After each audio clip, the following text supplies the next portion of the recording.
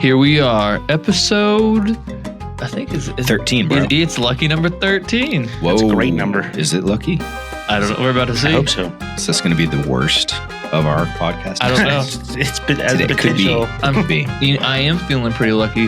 Yeah? Yeah. What for? I feel like, the people listening would love to subscribe. We just remind them, like right now, just remind them. That's true. I think it's today's your lucky day. You should subscribe to the channel. Congratulations. If you're not already subscribed, whether you listen to it on YouTube, iHeartRadio, Apple Podcasts, Spotify, whatever you're listening to on, whatever platform, please hit that subscribe button because it helps us out more than you know. Helps us get a nice Nut Club tablecloth, Please, kind sir. new studio setup. We're inching our way there. Yeah, one day. Please, sir, help You got to pay for this nice equipment. Come on, Please make this worth doing. give me your subscription, sir. Yeah, no, just hit that button. Or, you could always, if you're on YouTube, just drop us a comment. Yeah, that helps Something too. like that. Let us know what you think. Any topics you may want us to cover in the future, we are more than willing. So what are we going over today? Got some Awesome. good stuff? Well, we got some great question. stuff today. We have why New Year's resolutions fail. It's almost New Year's, yeah. Yep.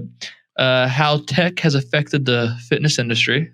Tech has affected the fitness industry. Like, we're talking like Apple Watches. Yeah. Like last week, we went over how social media has negatively affected. Now I'm just talking tech in general, kind of more on the, the technological, these Nope, I don't know what you're talking about yet. these treadmills we got back here. Treadmills. So you're talking like the type of equipment that you use to work Yeah. out with, like the new home gyms, the new treadmills, the new bikes, Peloton, things like that. Okay. Well, not Peloton. Peloton would be one. So go ahead. Yeah. Well, they are one, but there is always new stuff in the fitness industry. It's a tech. All right. What are the other topics? exercising while hurt. Yeah, that's a good one too. I just hurt myself, so Yeah. So I've got plenty to tell you. plenty of strategies and techniques. Hurt everything. What do you do whenever you've hurt most of your body? What do you do? Did you just stop exercising? No, it's not an Broken option. finger, messed up my foot, jacked up my tricep. I feel like just not exercising is the option. You know it is an option Yeah. for sure. That's always an option. You know, it's funny, Jared. You know how I broke my foot a few weeks back. Yeah. The fighter that you blamed for the boring main event this past weekend. Yep. He blamed the him being boring based on breaking the same bone that I did in my foot. Okay. He was boring. Yeah. So Like if you're going to see a main event on UFC, like you want to see them beat the fucking piss out of each other. Yeah. They didn't do that. There's no blood.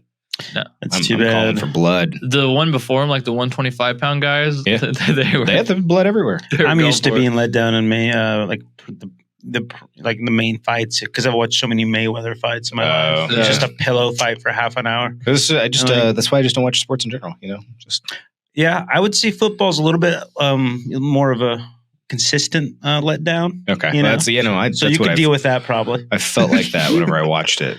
Yeah. A few Growing up a times. Chiefs fan, you knew, you didn't have any I was- expectations of winning. I remember watching the Cowboys whenever I was a kid, but I didn't care then either. If you want to talk football and letting down, just all the primetime games this year have just been horrible. Like very few good primetime games. Yeah, that's the NFL though. They are an entertainment industry. I don't know if you know that. I've heard that so many times recently too. They're not. It's not sports. Not obviously sports. it's sports, but Sure. entertainment. Sports entertainment. Once the gambling got involved, people was like, "Wait a second." There's more money to be made. Yeah, it's all alleged, but Okay. Awesome. So New Year's resolutions. Mostly fail. Yeah. are you a resolutions guy? Not really. I can't say I've honestly ever written one down and been like, "I'm going to do this year." No, I don't think I've ever written one down like that either. I don't know if you have to write it down. I just mean, I've always been one where I kind of get tired of my own bullshit and I start doing it at some point anyway. So I think a lot of people, they get tired of their own bullshit around the first of the year. So you're saying people just wait till the first of the year, essentially. Yeah. It's just the most natural, Monday way to do things. I'll start my diet on Monday.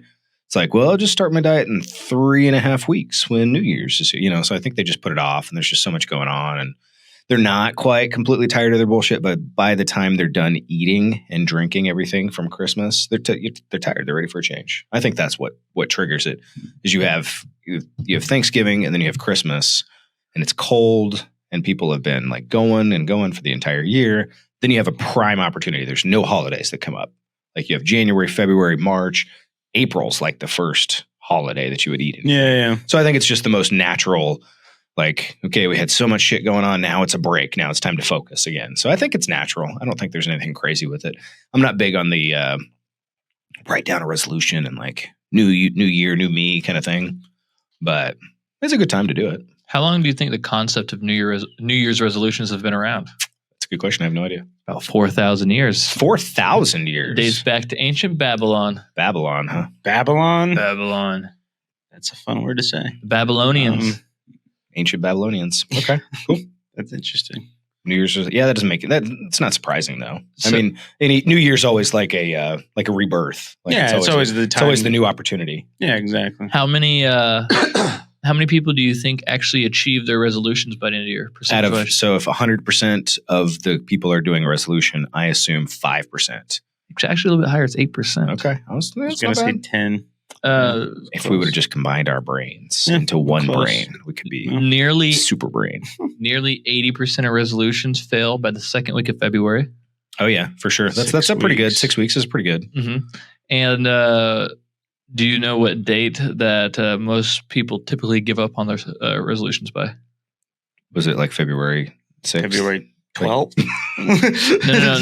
No. By that date, 80% are done. By that date, not on that date. By that date. Okay. But like I'm talking. What's the most common date? The most common date. January 2nd. January 2nd. January 12th. 12th. Yep. January 12th. Okay, so people go 11 days. I was about to say the second's pretty cynical. Like 2 weeks. Fuck. Couldn't even make it 2 weeks. Yeah, that's a. I feel good about myself right now, guys.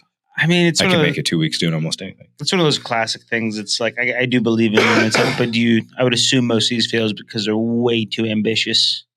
Yeah, that's a good question. Why do they fail? That's kind of the question. So if you're planning to get your dream body this year or do something else, I guess what would, because, for example, I like Spanish right now. At least Spanish right now is an interest. I've always had an interest. So we could call that a New Year's resolution. I'm going to learn Spanish in 2024. What should I not do? Yeah. What should I not do? What do you got? Fair point. What would make me fail if I was doing it? Like Spanish. Let's use Spanish, not weightlifting or anything. Okay. Just Spanish. What would make me fail if I was going to do Spanish? Just so the viewers are aware, Jared is very interested in learning Spanish, so this is why this keeps coming up. Me gusta español. So a couple things that would make you fail would be not putting yourself in situations to learn it. Okay. Yeah. Not putting yourself in situations to learn it, but not being purposeful about it is the easiest way I could say it, but I know what you mean. It's like the opposite. Yeah, I mean, if you don't have a plan of attack at all, like I'll never learn Spanish. Yeah, So I guess the first one would be like not like having a broad. I'm going to learn Spanish in 2024. That's really not going to help me. Mm-hmm. I guess. So maybe the first step would be having some sort of a plan. A plan of attack is obviously number one. Whether he's going to be like Pimsleur or like some sort of course or some sort of method of learning. So first would be like, okay, I'm going to have, this is how I'm going to learn Spanish. 100%. Then it'd be like, how often do I practice that would be kind of the next one. I think, honestly, I think that's where most of these plans fail. Okay. Because it's easy to say like, I want ... Or we should do ... Or even how fast I expect myself to learn Spanish would be some of those things. It all relates back to like your body and all the same New Year's resolutions. I think they're all the same. Yeah. It's just the method of attack is always the worst. So I think most people don't know what they're going to do at all. So they have no plan of attack. So, if you're going to set your dream as, learning Spanish in 2024 or transforming your body, you should have at least an idea of what you're going to do. Yeah. And then I think they expect the results too fast. Unrealistic expectations. Yep.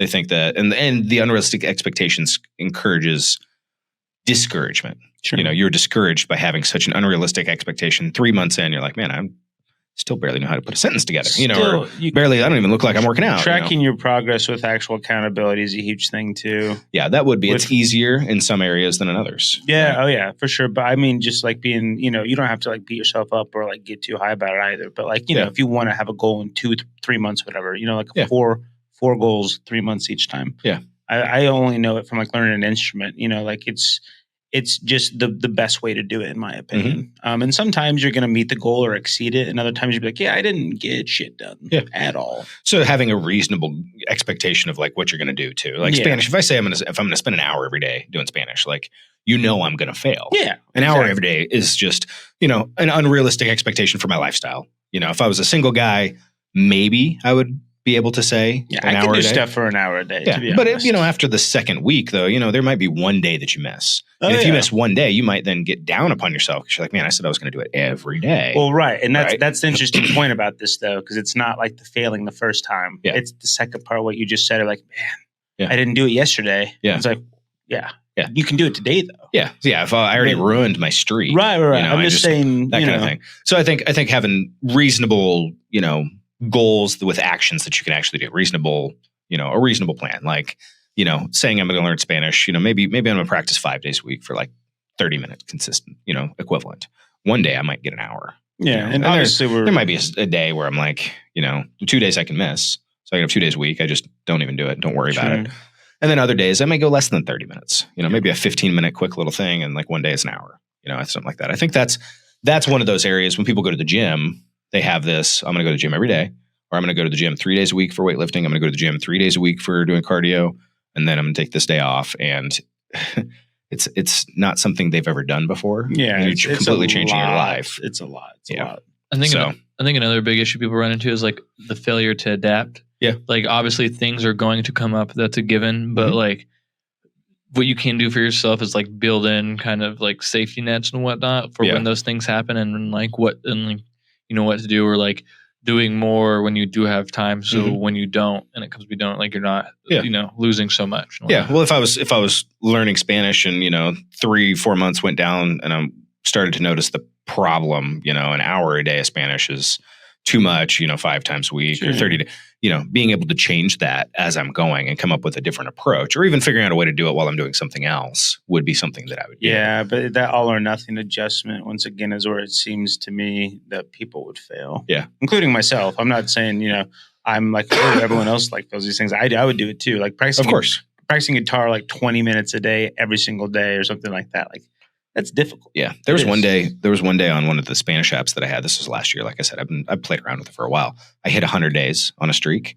And it was like the only thing that was keeping me going was the fucking streak. Like, I'm like, God, it's like every night it's like 11:30. I'm like, fuck, got to keep my streak. And so I do like 20 minutes of like whatever the Spanish thing was or something real quick. And I made it to 100 days and then I gave up. And I was like, all right, I made it. That was like my goal. It was 100 and I made it. And then I was done and I haven't used it. Were you fluent by then? No, not even close. It was more of a reading app. I could read more for sure. Mm-hmm. I mean, the more you do, the more you're going to get used to it. It's just nothing crazy. But so I think that's the same with all goals that people have for New Year's. Can you imagine somebody trying to learn a new language 50 years ago without an app on their phone that they could just go to? True. Dude, yeah. Like had books. Books. Yeah. Like think easiest would have still been to find a person. Yeah, it's for real. Think how like much technology has affected just like learning in general. Oh yeah. No, it's crazy how much we have with AI recognition. In Spanish, they have this spaced repetition system. I don't think it's Spanish. It's like a memory kind of thing where they figured out exactly the intervals that, you have to bring this thing back to mind. If you've forgotten it, you have to bring it back more frequently, but after you've remembered it, how often do you need to remember it to keep that in your long-term memory, to convert it from short-term to long-term?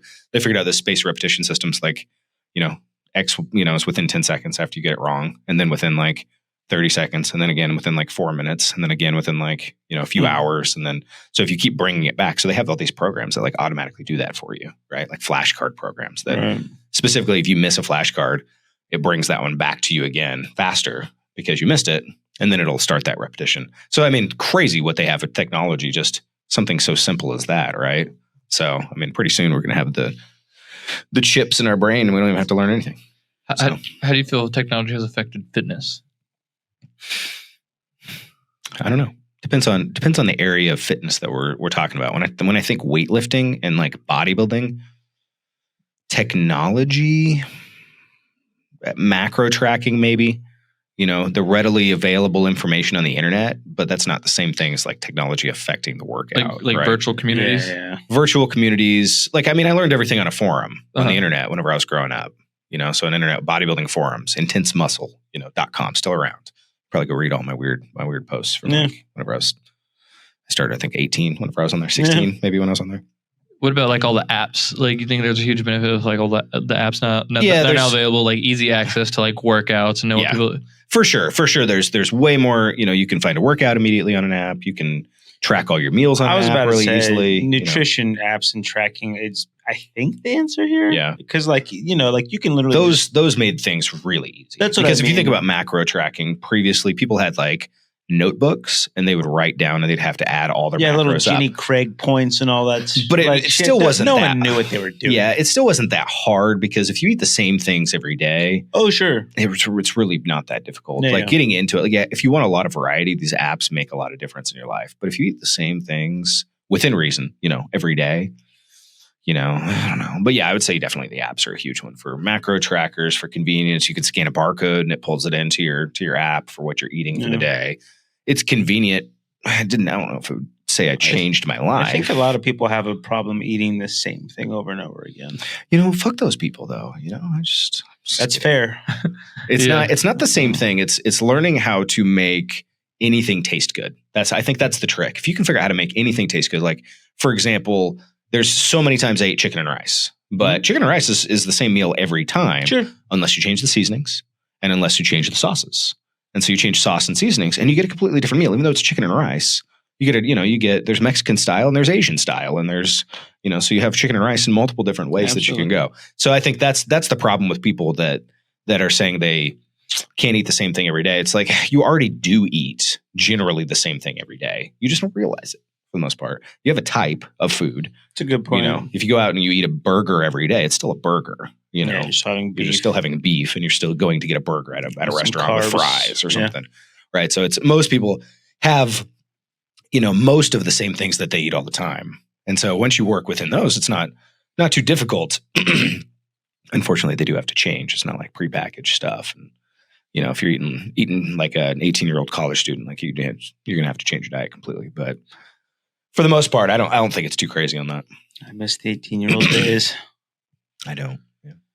I think it's crazy that I had a roommate in 18 and like it was fun. I meant just eating horribly is what I was thinking. I think I could get away with more now than I could get away with at 18, probably. Fair point. It's crazy that the global fitness app market, alcohol, though. Let me say that. Not alcohol. The global fitness app market is projected to hit $14.7 billion by 2026. Oh, absolutely. The fitness app market. Yeah, just apps. Fitness. It's because they find a new app for every fucking thing you can think of. Like, oh, you need to measure your shits this day. Like, here's your shit measuring app. Like, here, take a picture of your shit. What you do is what it means. What you do is you get a colander first, and then you're gonna clean everything. Honestly, it's a really like that corn video. Yeah. What videos were you watching? It was on TikTok. If you only eat corn, you just like recycle it. Yeah, you just eat corn and then just go into the colander and then rinse it off and then cook it again, and then you can just keep. So happy I was not a part of how to save money for your how to save money and diet. It's never that serious. No, it's not. I don't even remember what I was about to say now. That's just ruined. Got a lot of ruined. Yeah. Going on in my head. I think we were talking about the apps. They make an app for every fucking thing. There's so many things with like the whole Patreon thing. You know, like the girls like booty building exercise, guys like big arms, big chest things. Like download it right now for $19.99. Everybody's an influencer. And that's what I mean is like that surely has to be the reason that it's $14 billion. Absolutely. But I mean, you got the apps, which are a little bit harder, right, to develop than like social media influencer stuff. But yeah, it's like how many sleep apps are there? Like 700 sleep apps. You know, how many macro tracking apps are there? There's still tons of macro apps in there. And the biggest ones are the ones that are really making the biggest difference. Like when you talk about that market that you're talking about, there's a 20% of the market that's doing 80% of those sales, right? So like MyFitnessPal is dominating the market. Peloton or something dominates the market. So anyway. Peloton might not be dominating anymore since they try to silence and cancel people. Well, yeah, I saw this Peloton commercial with this really obese person that was on there, something like that. And it was interesting. Bold. It was bold. Yeah, it was bold. Stunning. Yeah. Beautiful. Brave. Yeah. Beautiful. Brave. It was like, it wasn't just like there's chubby and there's fat. No, it was like obese. And I was like, it's really interesting because in marketing, you typically think of like aspirational goals. Sure. Like you show off what people want. Like if you want to be rich, like, let me show you a rich person. This is what you can look like. You want to build muscle. Let me show you a muscle building person. But it's really interesting because it's gone a different direction, more for the woke mind virus crowd, where that part it's more of the participation trophy side of things, which I don't have a problem with. Like, people that are obese need to exercise, right? So if I see them in the gym, like, more power to you. There's no downside to that. So what's your opinion on like a Victoria's Secret going away from the classic, tall, thin? I think it hurt their business drastically. Yeah, I think it's ridiculous. They've literally already pulled it back. That's part of the thing I was going to say. Anybody that can win a blue ribbon at a county fair should not be modeling underwear. Like, that's all I'm saying. Yeah, I'll be fair. I didn't look at any of them to see what their latest campaigns were. Once you get rid of the regular Victoria's Secret models, like, it's whatever, who cares, sure. right? Sure. But I think that when you have an agenda to push, like, it's obvious marketing taps into like your deepest desires: attraction, power, rising to the top, like wanting people to like you and things like that. When their market changes from that stuff to push an agenda, they notice that it doesn't work as well. Yeah. I think they were really hoping they would get really crazy attention and loyalty from people for that kind of thing, because you can get that. Like, there are some businesses that they're the whole purpose of the business is I don't for think that. they're hurting for business by any means. No, I just don't know if it's quite as huge as it was, or no pun intended. I'm sure they're doing just fine. Yeah, but I think they recognized that it was a mistake and they changed. Yeah, it wasn't like the Bud Light thing or anything. I just know that they tried it. It is interesting, because I think that society thinks that they could pretty much, and I think that marketers think they could pretty much program anything into your brain if they show you enough times. And I think that's what they're trying to do. They try to tell you this is what, is good. This is what is acceptable. This is the highest of the most beautiful person in the world is this, Victoria's Secret model. That's not your typical version of beauty. Right. And so they keep trying to repeat this and keep writing. I just don't think we're as simple as that. Like, I think they they can program you into like believing what they believe. Yeah. But I think that those desires go too deep. I think you probably can in some ways, but not a one people like or not. There's a visceral reaction, easier for me to say, about certain things. Sure. Like, when you see it, you just have a reaction, whether it's good or not, real or not. It's not subconscious or not. There's a book by Malcolm Gladwell that was called Blink, and it was the power of your subconscious mind within, like, before you could blink your eyes. There were decisions and judgments made that were out of your control. 100%. Like, you cannot control the subconscious mind in that way. And it made a decision when you saw this guy in a dark alleyway, and that immediately started some sort of worry and fear. You had no control over that. That is an unconscious, and that's what the book was about. But go ahead. No, you hit the nail on the head. Totally, that's what I was getting to. Is like the classic, like, girl walking home late at night. Yeah, sees a guy walking towards her. Immediately, this feeling comes across her, and she just can't. So I agree. That stuff you can't change. As much as they want to change that in people, I think that probably is very slowly taken away from people over generations. If I were going to guess. But I just don't think they can program you the way they want to program you. I don't think it's possible. I think they can take a desire you already have, and they can, like, really poke their finger at it. Like, if you think you're ugly, like, they can really, like, show you what life would be like if you were attractive. Sure. But you already have to want to be attractive. Yeah. And so I think that's when they show you somebody on the Pelotons or on Victoria's Secret, and it's just like not your ideal physique. You're kind of like, what are you showing me here? I guess inclusivity, that everybody's welcome. There's one thing. That's not a bad thing, that everybody's welcome. I think, fat people should feel welcome exercising, going to the gym. That's the only way they're going to change. But I feel like people think they're so much nicer than they are. Fat people? You think no, I'm just saying people in general. I'm saying fat people are pretty nice. No, yeah. That's why I was laughing. I'm not saying like you're just talking people in general. Yeah, people in general like to think that they're way nicer than they are.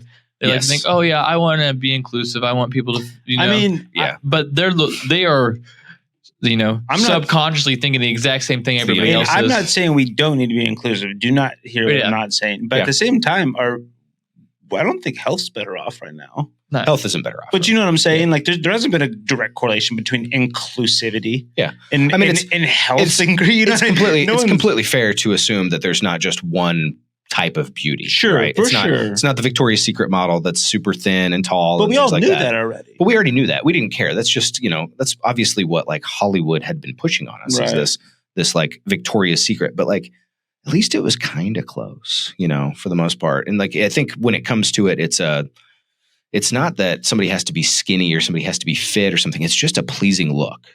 There's overweight people that look great, but I think that it has to be the way that the body flows and things like that. And so I think that they just have the feng shui of things. I don't know. I think they're not interested in like the way that you naturally are seeing beauty and things like that, even in, you know, people that are not the type, you know, the Hollywood MO. So that's fair. I don't know. Anyway, technology, right? Technology. Am I right? Technology. Yeah. So, you know, So I feel like Happy Gilmore or Billy Madison at the end. I mean, you know, Nip high football rules. to nip it in the bud, I don't think there's been anything like weightlifting and bodybuilding, especially, are just they're so averse to technology. Yeah.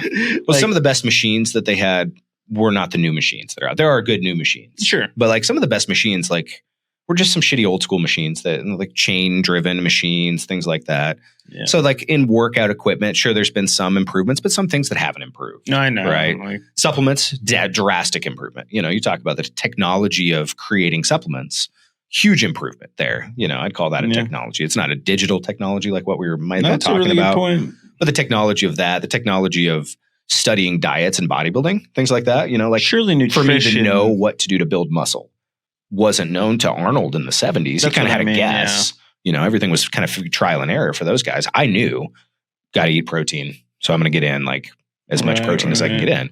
So that technology. So yeah, I'm sure there is. It just depends on what you define as technology and what areas we're looking at. You know, training in sports has to have only gotten better. You know, these guys have better nutrition than they've ever had before. They have better people helping them as physical therapists than they ever had before. I was just about to say, if hopefully Brock doesn't block me out of this great transition, it really probably shows itself really in like recovering from things, I would imagine. Getting like, the feedback, like the MRI. How to come back from an injury. Like doing stuff in like the water, like all that. Those guys, that technology has drastically increased. Taking an NFL player and getting him back on the field within 6 months or a year, whatever it is for an injury, is pretty crazy when you think about it. One, for the technology that they use for healing, but also the technology they use for rehab and going through the motion of being able to use the muscles and the tendons without tearing them. I think it's really been able to allow people to like not stop moving through recovery. Yeah. Right. Because they figured out that's the important thing. Yeah. I mean, you used to like break a leg or something. It's like, all right, put your leg up, sit on the couch for 6 or 8 weeks. Dude, and now they're telling you got to stay moving. If you were a running back in the NFL in like the thousands or like the 90s, you tore your ACL. It was like, oh, dude. Bye. We loved you, bro. Like that was fun stuff. Here's your Purple Heart. Yeah. Now that Adrian Peterson, some of those guys, I think he was back on the field, like, and I mean back, just like he was. I think it was like 9 months later. Yeah. And obviously he was a freak, but I'm just saying like the technology that has that stuff in the way. The knowledge that they have of how to get you back. I think that's one of those things. So there's plenty of those things. I mean, you can't even do it. Like I was telling Brock, I was like, people used to wash their clothes manually, like with their hands. And we haven't even thought about that for like 100 years. And so think about all the different things that in 50 years, due to new technological advances, we won't even think about. Outhouses like 1920. Crazy, right? Like it's 100 years ago, and they didn't even have like the good. It's what's even sadder though is that they had plumbing in like ancient Rome. Right. They had plumbing in their houses. Right. I don't know if it was like they had running water. I don't know if they had like a sewer. Take you dump there or something. All going down Main Street, I'm pretty sure. All just mixes together. Yes, sir. The next house gets a log. The next house gets a log. You get a log, and you get a log. You want to be the most upstream. It's probably where the rich people live, at the beginning of the river or something. Yeah. That's why the steps exist. But yeah, for sure. Go ahead. So there's 8.6 million reported injuries a year in the United States that are related to sports injuries. Reported injuries? Yes. That means there's an insane amount more. Yeah. Now take that. I'm not going to. Who's reporting their injuries? Yeah, take that and times it by like 10. Yeah. And then sure. So literally everyone that gets like works out gets hurt. I've been hurt many times. Yep. 70% of runners get injured yearly. And for sure.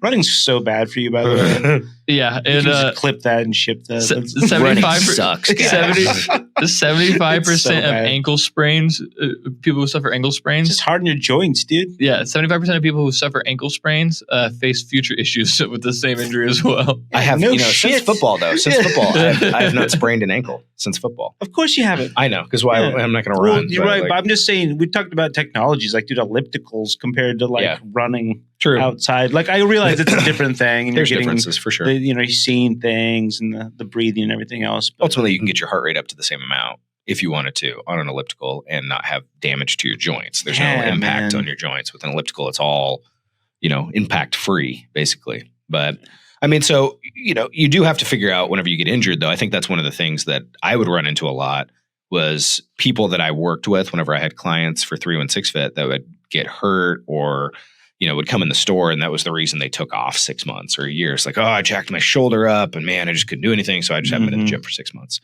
And I think that's likely like most people's excuse, especially as you get a little bit older. You get back in the gym, you start doing something that you were doing 10 years ago, 15 years ago. All of a sudden, something tightens up and tweaks weird. And then you take a few days off the gym, you come back, and then the next time something else feels weird, and then you join, and then you just don't come back. I think that's pretty normal. But I think you do have to adapt, like the New Year's resolution thing we were talking about. You have to be able to adapt to the situation. And so that means finding unique ways to work around. So like, for example, this finger right here, you can see it. This one's my middle finger. I'm holding it up if you're not watching. Just I'm pointing it at you right now. I broke this finger in Cancun. I don't actually know if it's broken. Like who goes to a doctor to find out if you broke a finger? But nerds. It's still very swollen, and I can't bend it all the way, so it hurts. Nerds of insurance. My insurance, they're still going to be like, let's get an X-ray for this, and let me charge you $300 for that plus your copay. Dude, and I'm like, Donna just paid like, why am I spending $1,000 a month on insurance? They sent her like a bill for $3,000. She's like, oh, I don't have insurance. So like, oh, okay. I was like $80. Dude, I'm not exaggerating. not just ridiculous. Yeah. But, so my finger is jacked up. So gripping a barbell or a dumbbell is pretty tough. Even working out with, like I did dumbbell bench press or something, it's just a very awkward, like you can't can't hold it very well or whatever it is. Yeah, you feel weird. So you got to figure out ways to work around it. Like if I don't use my hands in my exercises, I'm not going to get many in. So like I put on wrist straps.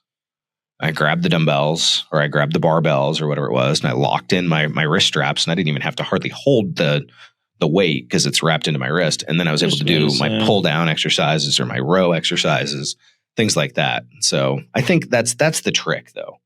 Like that's really it. You have to figure out a way to work around whatever's bothering you. If bench press hurts, do flies.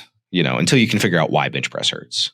Or if you can't work out your shoulders, like, find out a way to do something else. A lot of times people's elbows are way too high. We don't have to spend a lot of time there, but you know what I mean? Like people on bench press, like they're all the way out. Yeah. You know what I mean? Like just put your elbows. You want to take some cues from some power lifters and keep them closer to, bench press really has been an exercise people look at as a chest exercise, but it is very heavily triceps because you pull your arms into your body. And bodybuilders always did them wide grip, and that can easily tear a pec. But you bring them in a little closer, and it's a lot more emphasis on your triceps.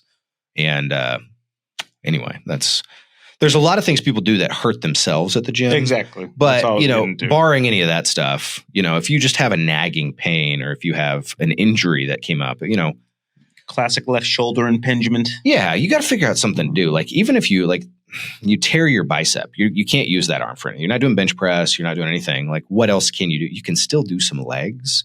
You can still walk. You can still do the opposite. There's actually studies that show that you'll keep more strength and muscle on this side that you're not exercising if you exercise the other side. So like if you have an injury on your right hand, and you can't exercise your right hand. Sympathetic gains. You can only exercise your left, and it's like a mirroring of your body.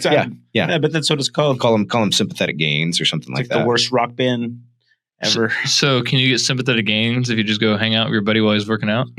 No. Damn. Not quite. It does make sense though. I mean, if we're talking about recovery and stuff like that, we have to mention like swimming and water stuff. Yeah.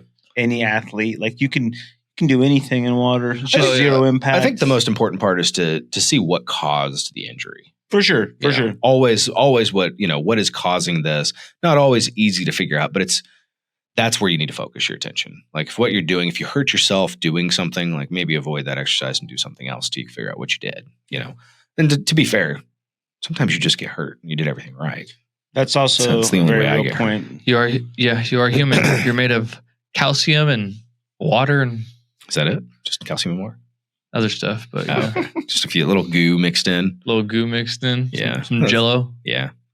Some gelatinous parts. Some nitrogen. Add some fecal material, everything. It's good. Yeah. Some Stardust. Yeah. It's a little Stardust. Sure. You're just I don't even know what the phrase is. You're just a spiritual being having a human experience. There you go. That's the one. Wow. Something like that, right? I got deep. Yeah. Stardust is what started it. It says 40% of gym goers skip adequate rest days. Yeah, I could see Surprising it's numbers the not hard higher. work. It's the hard work virus. There's lots of viruses out there, but like the one that makes you think that doing more gets you better results is pretty true most of the time. But whenever you're at the gym, it's not as true. There's a point of diminishing returns. So Very much so. most people would get better results taking more days off. Well, you guys got any big plans for New Year's? I'm gonna drink myself to like the point where I can't stand. Like, no, I'm just kidding. I don't actually drink. So He's gonna drink protein shakes until he can't. so stand. many protein shakes. Yeah, exactly. No, I don't have any plans. New Year's. I might have a New Year's party next year. Maybe we'll do that.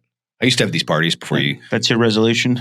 Yeah, next year. I'm having More New Year's parties. parties. New Year's resolution is the Ragsdale Rager comes back in 2020, 2024, 2025. Damn. You're all invited. Yeah, everybody's coming. Ragsdale Rager. All right. So, Subscribe to our channel for the invite. the problem is that, you have to know that when you go to the Ragsdale, it's just the point is to get really, really wasted. So.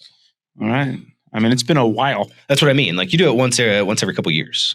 Like when was the last Every time you leap got, year. When was the last time you got really, really drunk? Thankfully, it's been a while. That it's been a long time for me too. Probably when COVID hit. Yeah. Okay. It's been before COVID for me. Yeah, for sure. Yeah. Yeah. So you don't do it very often.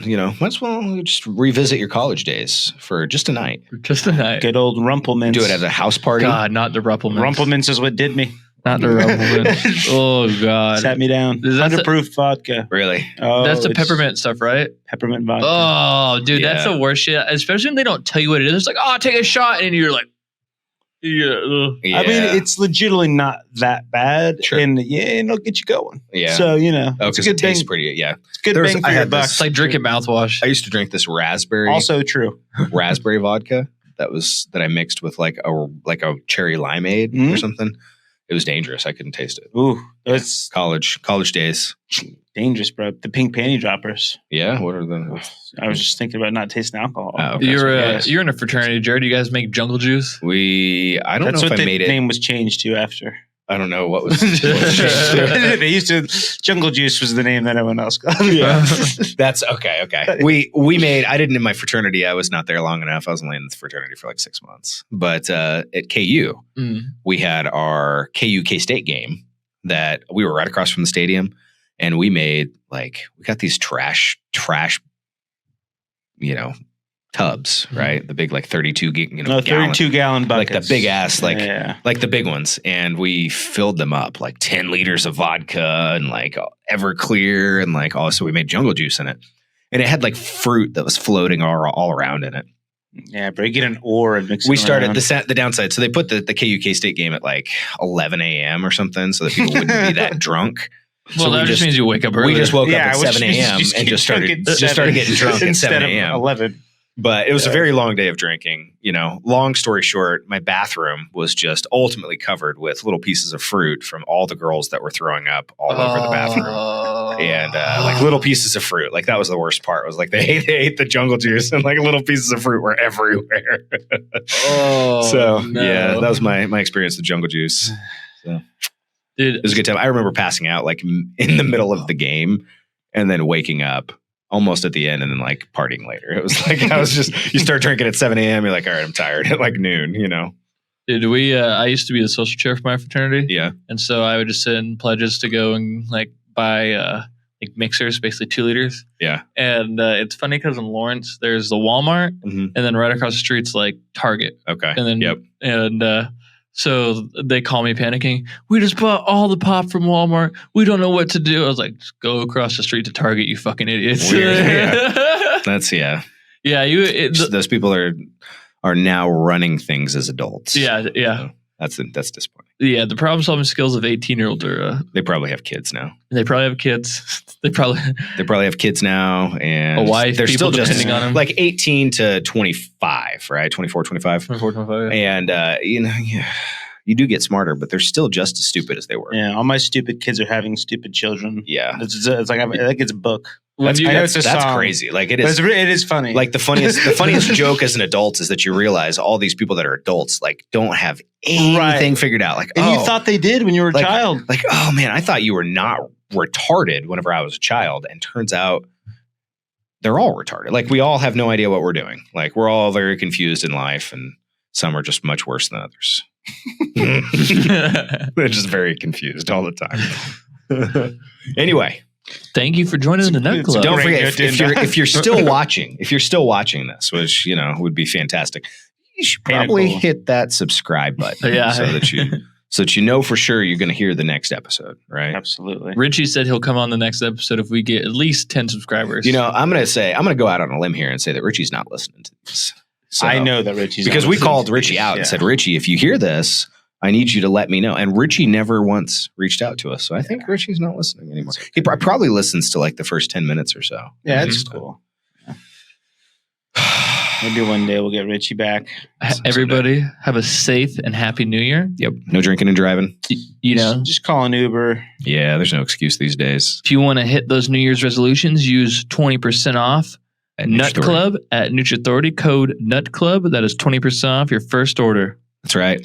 That's Enjoy. Best supplements of your life. Thank you for cranking out the Nut Club. Peace out. Happy New Year. Happy New Year.